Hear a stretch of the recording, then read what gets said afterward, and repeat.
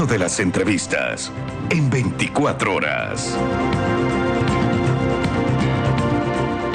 Para ampliar este tema ya nos acompaña el ministro de Salud, el doctor José Ruales, a quien le doy las gracias y la bienvenida. Buenos días, ministro.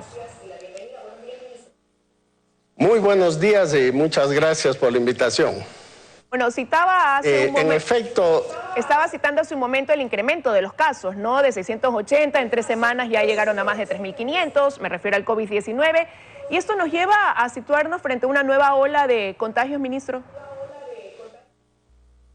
Efectivamente, estamos en la temporada de influenza, en la temporada de enfermedades respiratorias.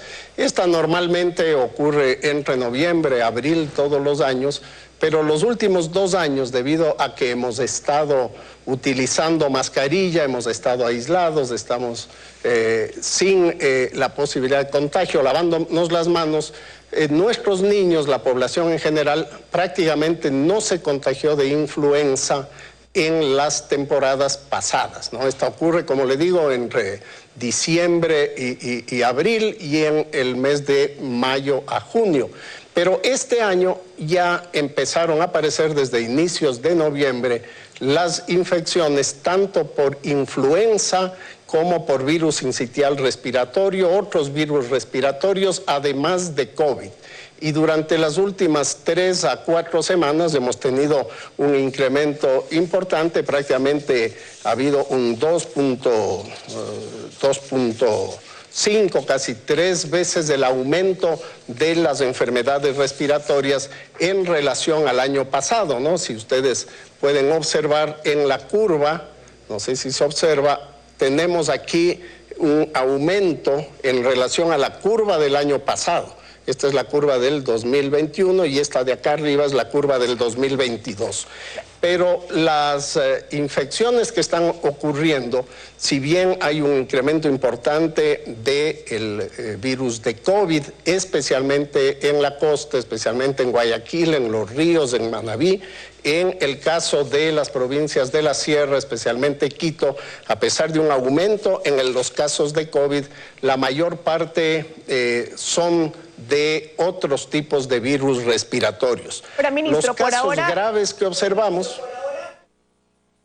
Usted mencionaba, y perdón que le interrumpa, las condiciones que hacen que ahora haya mayor contagio, ¿no?, que antes, o que haya mayor número de casos, y decía que en tiempo atrás pues el hecho de estar aislados, el uso de la mascarilla, pero esto no solamente pasa acá en Ecuador, acabamos de ver que en Francia sucede lo mismo, en Colombia, que es nuestro vecino también, y eso los lleva al retorno del uso de la mascarilla obligatorio, a analizarlo como una medida.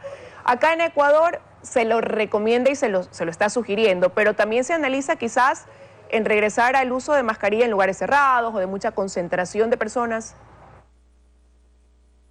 Bueno, sí, esto se observa en todo el mundo, especialmente en el hemisferio norte, es la época en que aumentan las infecciones respiratorias y esto podemos observar en Europa, en Francia, en España, en los Estados Unidos. Hemos observado allí un incremento de más o menos 3 semanas y luego se produce una reducción. Pero sobre el tipo de enfermedad grave que vemos ahora, los casos graves en el 80%, y aquí podemos observar cómo se comporta.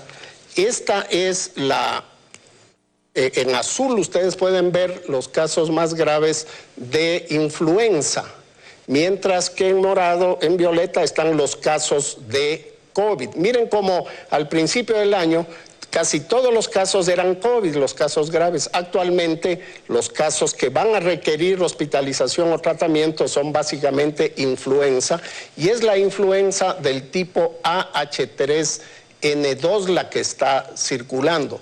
¿Cuáles son las medidas de protección? Son las medidas que aprendimos durante la pandemia y que muchas las relajamos. Primero, utilizar mascarilla en casos de tener algún síntoma respiratorio, gripe, congestión nasal, tos, fiebre. Las personas que tienen síntomas respiratorios tienen que utilizar la mascarilla para evitar contagiar a su familia o a los demás.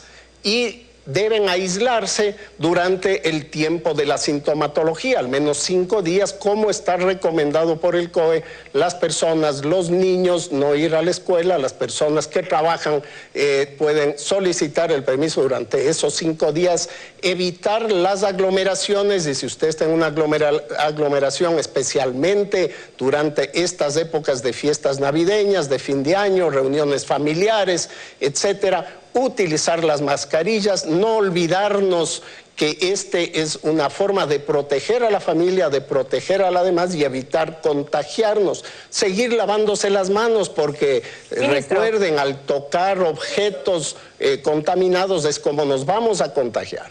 Pero seguirá siendo entonces una recomendación. ¿No se analiza por parte del ministerio sugerir que se regrese de manera obligatoria, como digo, a lugares cerrados? O, por ejemplo, dentro del transporte público, lugares de mucha concentración de gente, regresemos a este uso obligatorio de mascarillas? Mire, podemos hacerlo obligatorio, pero mientras no entendamos que estos procesos son unos procesos que van a ir y venir todo el tiempo, esto va a aumentar estos meses, va a volver a bajar, va a volver a aumentar en mayo y va a volver a bajar. Tenemos ya que aprender a convivir con los virus respiratorios. No es el COVID solamente. Esto es lo que usualmente teníamos todos los años en el 2018, 2019, en el incremento de las enfermedades respiratorias. Ahora aprendimos durante el COVID cómo convivir con él, cómo convivir con una infección respiratoria aguda. Tenemos que aplicar las mismas medidas, por lo tanto siempre vamos a definir, hay obligatoriedad en los establecimientos de salud, y en el caso de que usted tenga síntomas respiratorios, no salga de su casa, es obligatorio que utilice la mascarilla. Recomendamos a todas las personas que la utilicen en transporte público, en otras aglomeraciones, y que se aísle durante el tiempo que puede contagiar. El día miércoles vamos a convocar, el día de mañana, al COE Nacional para identificar con claridad toda la información que tenemos. Como le digo, a pesar de que hay un aumento importante de casos a nivel de consulta externa, de emergencia, en los servicios públicos, en los pediatras privados, en la atención privada, no tenemos un incremento en hospitalización ni en UCI, no tenemos un incremento de defunciones. Han habido 2 defunciones la semana pasada que están relacionadas con enfermedades sobreañadidas, personas que también no tienen la vacunación completa y que además de las otras enfermedades estaban contagiadas con COVID, pero no ha sido una defunción relacionada directamente a esta enfermedad. Por lo tanto, la contingencia que estamos avanzando es en nuestra consulta externa para movilizar más personal, poder dar la atención adecuada, menos en la atención hospitalaria, que estamos alertas en caso de que haya un incremento de casos que hasta el momento no estamos observando. Ministro, y dentro de todo eso, el tema de la vacunación, porque ya han pasado 6 meses desde que casi 7 millones de ecuatorianos se aplicaron la primera dosis de refuerzo, y el segundo refuerzo supera el 1 millón de personas aquí en el Ecuador que han sido inoculados con esa dosis, ¿no? Si bien permanecen ciertos puntos habilitados para la vacunación, no se ve un aumento de personas que buscan inocularse contra el COVID-19 con sus refuerzos. Así es, nosotros mantenemos la oferta, no en ciertos puntos, en todos los puntos, en los centros de salud a nivel nacional. Tenemos más de 2.000 puntos de vacunación y estamos saliendo todas las semanas, todos los días, incluyendo los feriados, a los barrios, a las comunidades con brigadas. A pesar de los riesgos que puede haber para la seguridad de nuestro personal, estamos movilizándonos. Y desde el 1 de noviembre estamos vacunando contra la influenza. Por lo tanto, yo convoco a la población, a quienes no tienen todavía su dosis de refuerzo, especialmente a los mayores de edad, a los que tienen enfermedades sobreañadidas y tienen mayor riesgo, para que se pongan el refuerzo de COVID, y a todos los mayores de 65 años o mayores de 60 si quieren, a las mujeres embarazadas en periodo de lactancia, a los niños entre los 3 meses y los 6 años, personas con discapacidad, personas con enfermedades sobreañadidas, pueden ponerse la vacuna contra la influenza en cualquier unidad de salud. Tenemos más de 2,000 puntos a nivel nacional, ustedes los pueden encontrar en la página web del Ministerio de Salud, y también estamos diariamente con brigadas buscando adultos mayores que tienen limitación en la movilidad, yendo a centros gerontológicos, a instituciones, etcétera.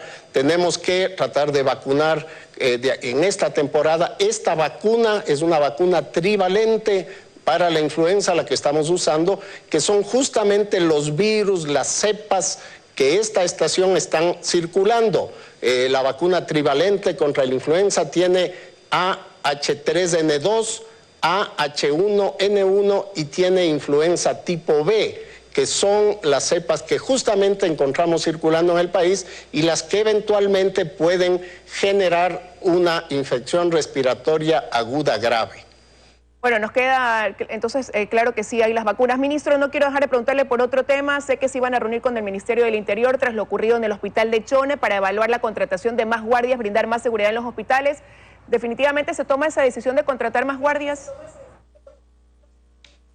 Estamos trabajando en varios mecanismos para poder responder, ¿no? Hemos tenido ya 7 eventos de estos con incursiones armadas en este año. Tenemos otros eventos incluso de extorsión a nuestro personal en algunos barrios, en algunas comunidades rurales, delincuencia común, robos a nuestros establecimientos de salud, etcétera. Por lo tanto, estamos trabajando, nos hemos reunido con el ministro del Interior, el comandante general de la policía, el equipo del ECU 911, para formular varias estrategias. Esperamos el día de hoy presentar ya el plan de acción con el cronograma. Entre ellos se va a definir lo que se llama el Código Plata, que es la identificación de riesgos muchas veces desde el momento en que se solicita la atención o el traslado de un paciente que sufrió herida de arma de fuego, herida de arma blanca, fue una confrontación entre bandas delincuenciales